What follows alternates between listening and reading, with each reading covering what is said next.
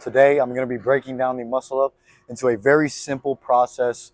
I'm going to break down the form, the requirements that you need to start muscle up training, and how to actually program your muscle up training.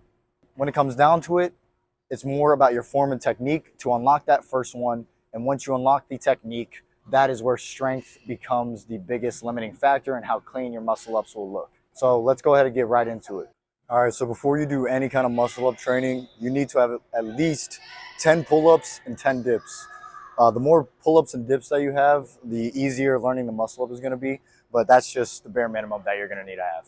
All right, I'm going to try my best to break down the technique and the form of the muscle up as simple as possible. So I'm just going to list everything that you need top to bottom for the form. All right, so first things first, you need to have a semi-false grip or an overgrip. You want your shoulders shoulder width apart. You want to have a hollow body posture. You need to have a slight sway forward or a swing.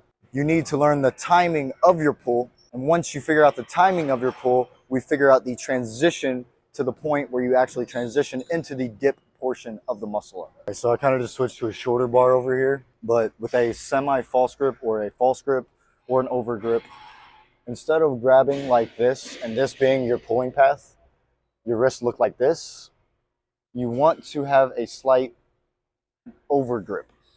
And you want your knuckles to be facing in front of you and your palm to be facing the ceiling. So you'll have an overgrip like so, and you want to maintain this overgrip. The reason that we actually do a false grip is so that you're ready to transition into the dip portion of the muscle up. So you have your false grip, you get your false grip down, but you also want to make sure that you are shoulder width apart. You don't want to be too wide.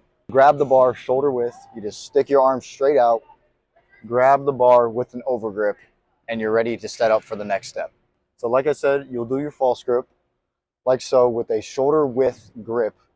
You grip the bar and maintain this. Now you'll get in position where you're straight, but from here, you don't want to have a complete dead hang. You want to have an active hang and have a hollow body posture. So I'll show you what a dead hang looks like, and this is not what you want, where you don't have your core engaged and your back is arcing. And I'll show you what the hollow body form looks like. This is the form that you want, or this is the posture that you're going to want.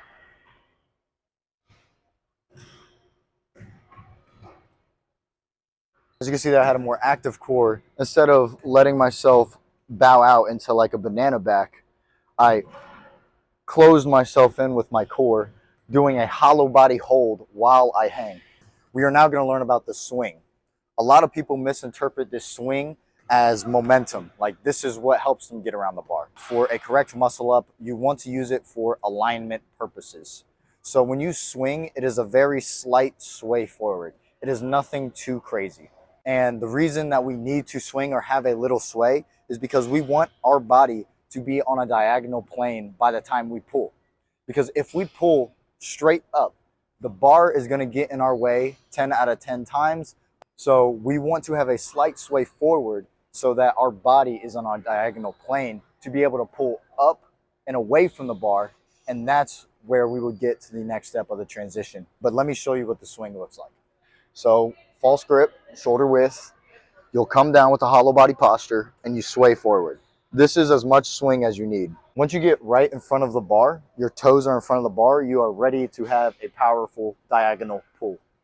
So you'll simply grab the bar, so shoulder width, make sure you are tucking your elbows in. You'll sway with a hollow body, and this is all the swing that you need. It is not much. So there's been already a ton of steps before we even start pulling. The timing of the pull is where people mess up a lot. Right now, I'm going to show you exactly when you are going to start pulling. So we're going to do all the steps that I already showed you. Shoulder width grip, false grip, have your elbows tucked in. You internally rotate them like this, like you're about to break the bar. You make sure you have your core engaged, your hollow body ready. You get into your swing. Right about here, right when you're in that diagonal plane, is when you start your pull. You'll get in that diagonal plane, and as soon as you start to sway back is when you are going to begin your pull like this. So where a lot of people mess up is they pull with their elbows flared out like this, like a regular pull-up, like this. But what we want is our elbows tucked, which is rotated in, and with our false grip, we're pulling like this. This is the motion that we are pulling in. And that is the way you are going to start pulling once you're in that diagonal plane and you start to sway back. So shoulder width grip, false grip, internally rotate, hollow body, sway forward, explode up. Now beginners are most likely not going to get a strict muscle up, and this is where kipping comes into play. This adds another layer to your technique and timing. Everything that I just showed you with that strict muscle up stays the same, except as soon as you pull, immediately after you pull, you drive your knees to your chest, and this generates enough momentum, enough explosive power, and enough height for you to actually get around the bar and learn the transition phase of the muscle up. Get in your position here. You'll sway, and as soon as you sway back, that's when you begin your pull, like I showed you previously, except you're going to kip and drive your knees to your chest as soon as you pull. I'll show you what that looks like. Now I'm going to slow down the transition phase a little more. So if I play back that video in slow motion, you can see that I rotate my wrists over the bar and kind of flick my elbows forward as I'm pulling. The whole time I pull, I am rotating in around the bar. And you want to do this as quick as possible. So I'll show you what that looks like in slow motion right now.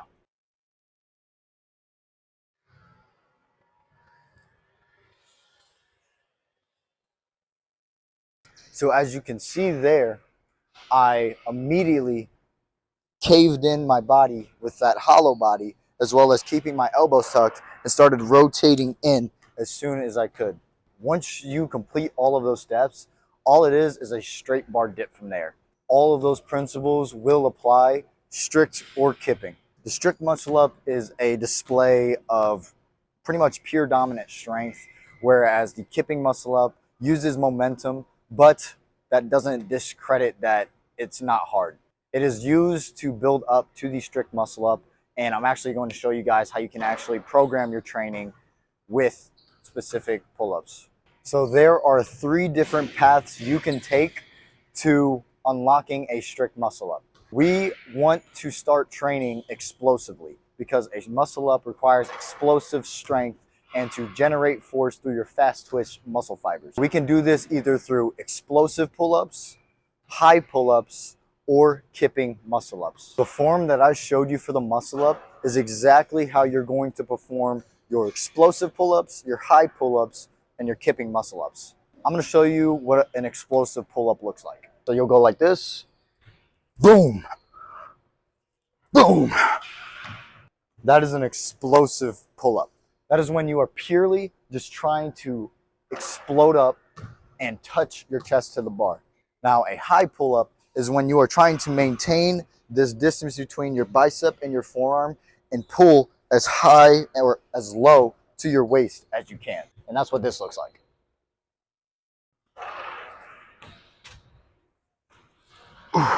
I'm doing this after a workout, so I'm not the most fresh, but you are just pulling straight diagonally out instead of thinking about touching your chest to the bar. And then you have the kipping muscle up, where I showed you previously how to actually do the kipping muscle up, and you can use that to generate more force. The only thing with the kipping muscle up is that as you get stronger, you want to kip less and less. All right, now I'm gonna actually break down the programming for training muscle ups. So with muscle ups, you need to be training these absolutely fresh. You need as much explosive power as you can, and any sort of fatigue will impact this explosive power. Ideally, you would train this 2 to 3 times a week, and you would have 48 hours of recovery between training the muscle up again. Now, when you are training the muscle up, you want to do many sets. So you'll do 4 or 5 sets, depending on how you're feeling that day. And you want to only do 3 to 4 reps. This is not something that we want to do hypertrophy on. We don't want to get into the higher rep ranges of like 6, 10, 12. We don't do that because it is going to fatigue us. It is going to use hypertrophy. It is going to use our slow twitch muscle fibers. And you'll notice you'll get tired after 3 or 4 reps, and you are not as explosive as you were on that first rep. So we stick in a 3 to 4 rep range of doing explosive pull-ups, high pull-ups, or kipping muscle-ups. All right, now I cannot stress this enough. You need to be resting 3 to 5 minutes between every single set of explosive pull-ups, high pull-ups, kipping muscle-ups, whatever path you decide to go down. You need to be resting 3 to 5 minutes. The reason that we are resting so much is because we are outputting a ton of force into a single rep. And you're doing that 3-4 times in a row. Your body is going to need time to recover and regain the energy to actually be able to perform a set like that again. Because we want to perform many sets like that, get that explosive training, get those fast twitch muscle fibers developed. And the only way to do that is when you are as fresh as possible. So resting 3 to 5 minutes is going to be crucial in progressing in the muscle up. All right, now I'm going to be covering some common mistakes. So the common mistakes is either pulling too early or pulling too late. So right now I'm going to show you what pulling too early looks like.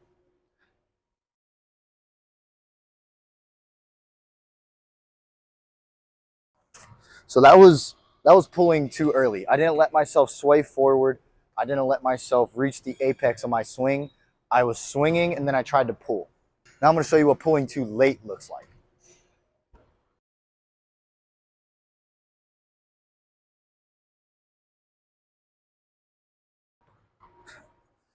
As you can see there, I pulled too late. I was no longer in that diagonal plane when I tried to pull, and I was in a more vertical plane, and that caused me to get stuck at the bar. Another thing is flaring your elbows. If you flare your elbows when you're trying to get around the bar, there's not going to be space between you and the bar, and you are no longer in an explosive pulling, or you're no longer in a favorable explosive pulling form, for one, and for two, you're not going to have space between you and the bar. So I'll show you what that looks like. So I have my elbows flared.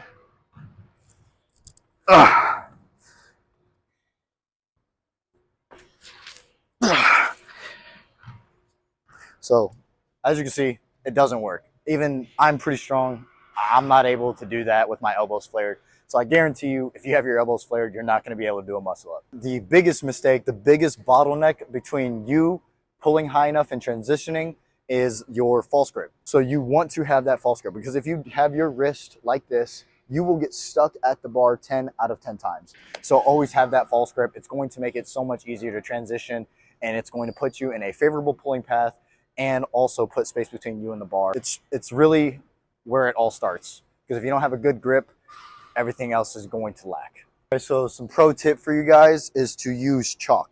You can either use liquid chalk. I got a bottle literally just like 2 weeks ago, but if your gym has like regular chalk for like deadlifting and powerlifting, use that. It will help you with your false grip immensely.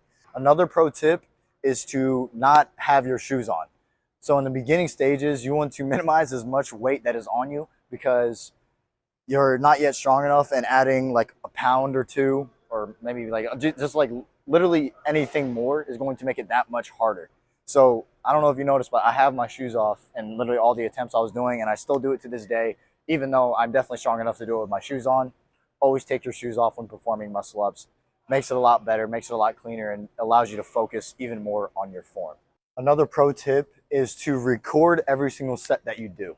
It helps you figure out what you're doing right, what you're doing wrong. You can analyze it back and slow it down, but you cannot do that while you are actively performing this movement. A lot of this is going to come down to muscle memory and just pretty much experience. For me, I don't even have to think about my form anymore. It comes to me naturally, is because I've done it so many times. But for a beginner, you want to be recording and analyzing your sets. You can look back, slow down, and be like, oh, did I lose my false grip? Was I tucking my elbows in? Did I have a hollow body posture? Did I kip at the right time? Was my timing correct? Was I in a diagonal plane when I tried pulling, or was I more in a vertical? You can slow down your video, but you can't slow it down while you're actually performing the movement. So always record your sets. Now, if you're in the phase of just struggling to get the muscle up, like you haven't got the kipping muscle up yet, you have enough strength, you have your 10 to 12 pull-ups, whatever it is, the stronger you are, the easier it will be. But if you have your minimum of 10 pull-ups, you have enough strength to do the muscle up. It is just a matter of technique and form. So you want to do this setup of performing a muscle up, but you don't want to attempt the pulling motion just yet. So what this looks like is you would, be like, okay, say I'm a beginner. I'm like, okay, I got to do my false grip. So I'll do my false grip. shoulder width grip. Make sure I maintain this. Tuck my elbows in right here. Make sure I'm ready for my hollow body posture. I'll sway forward. Okay, I have good sway. And then I'll practice my kipping. Kip, kip. And just practice your kipping portion. Perfect everything down here, and it's going to translate very well once you figure it out up here. So practicing the actual form itself is going to go a long way in learning it. And if you want to learn the top end of the transition, I'm currently on a box right now. So I would just move this box up like so. I would get in this position. I'll grab the bar. I'll go down like I would in a muscle up. I'll bend at the knees. I'll sway forward like this while I'm on the box. And I'll jump up. Get the dip. Go back down. Transition. And then you can go into another jump again like so.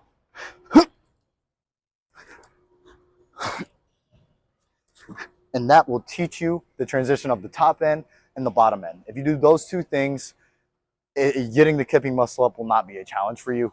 As long as you are doing all the proper cues of false grip, keeping your elbows tucked, shoulder width grip, doing all the things I have discussed in this video today. All right, thank you guys for watching this muscle up tutorial. If you do everything that I say in this video, you will get the muscle up in no time.